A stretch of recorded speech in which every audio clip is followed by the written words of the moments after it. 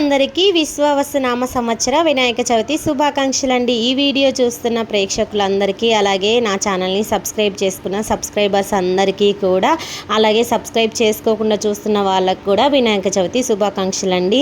అందరూ వినాయక చవితి పండుగ ఎలా చేసుకున్నారో తప్పకుండా కమెంట్ సెక్షన్లో కమెంట్ చేయండి. మా ఇంటి వినాయక చవితి అయితే చాలా బాగా జరిగిందండి. మా ఇంటి బొజ్జకన్నపయ్యకు స్వామి మాకు ఇచ్చినంతలో 7 రకాల ప్రసాదాలు అయితే చేసి పెట్టుకొని, ఇంకా కొన్ని రకాల ఫ్రూట్స్ తోటి స్వామివారికి పూజ అయితే చేసుకున్నాను. ముఖ్యంగా స్వామివారికి గరిక, పత్రి ఇవంటే చాలా ఇష్టం కదా, వాటితో అయితే పసుపు గణపయ్యను చేసుకుని, అలాగే వరసిద్ధి వినాయకుడిని కూడా పూజించుకున్నానండి. మా పూజ అయితే చాలా బాగా జరిగింది. మీరందరూ పూజ ఎలా చేసుకున్నారో తప్పకుండా కమెంట్ సెక్షన్లో కమెంట్ చేయండి.